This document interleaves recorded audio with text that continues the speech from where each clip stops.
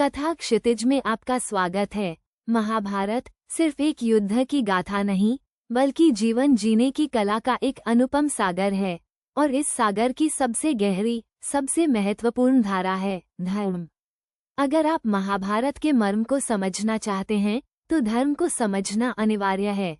धर्म वो परम लक्ष्य है, वो अंतिम सत्य है, जिसकी ओर हर पात्र, हर घटना, हर संवाद इशारा करता है। सोचिए, युधिष्ठिर, धर्मराज। उनका नाम ही बताता है कि वे धर्म के अवतार थे। उन्हें जुए का शौक था, लेकिन उस शौक से भी बड़ा था उनका धर्म के प्रति अटूट समर्पण। जब वे पासा खेलते थे, तो हारना भी उनके लिए धर्म का पालन था। जब वे वनवास में थे, तब भी धर्म का मार्ग नहीं छोड़ा। उनके हर निर्णय के पीछे एक ही प्रश्न होता था, क्या ये धर्म है?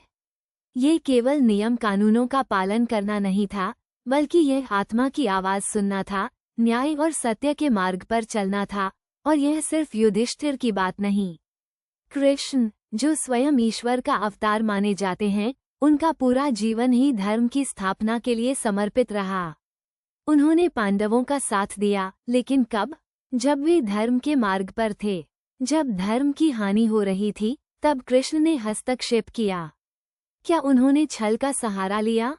हाँ, लिया। लेकिन क्यों? ताकि धर्म की जीत हो सके। धर्म की रक्षा के लिए कभी कभी ऐसे मार्ग अपनाने पड़ते हैं जो सामान्य जन को भले ही गलत लगें, लेकिन उनका अंतिम उद्देश्य धर्म की स्थापना ही होता है। यह महाभारत का एक ऐसा जटिल सत्य है जिसे समझना जरूरी है। द्रौपदी का चीरहरण, वह दृश्य, वह क्षण महाभारत का सबसे हृदय विदारक क्षण है। और उस क्षण में द्रौपदी ने किसे पुकारा?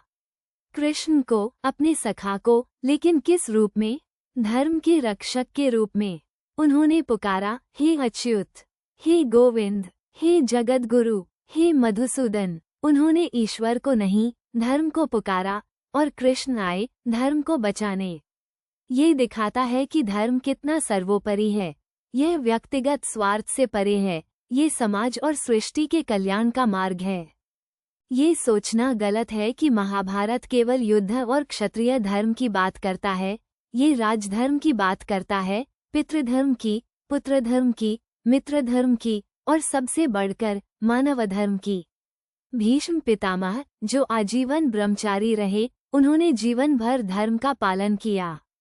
युद्ध के मैदान में वे कौरवों की ओर से लड़े, क्योंकि उन्होंने राजधर्म निभाया, लेकिन उनके हृदय में पांडव ही थे, धर्म के पक्ष में। उनके ये वचन, नहीं धर्मः परः कश्चित्, अर्थात धर्म से बढ़कर कुछ नहीं, महाभारत के सार को दर्शाते हैं। महाभारत हमें सिखाता है कि धर्म कोई स्थिर, अपरिवर्तनशील सिद्धांत नहीं है। ये परिस्थिति के अनुसार बदल सकता है, लेकिन इसका मूल तत्व, न्याय, सत्य, करुणा और सदाचार, कभी नहीं बदलता। यह एक निरंतर चलने वाली साधना है, एक ऐसी यात्रा है जिसका अंतिम लक्ष्य मोक्ष है, या कम से कम एक बेहतर, अधिक न्यायपूर्ण जीवन।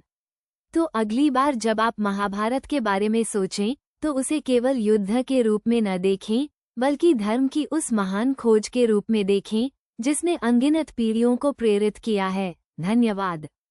कथा क्षितिज से जुड़ने के लिए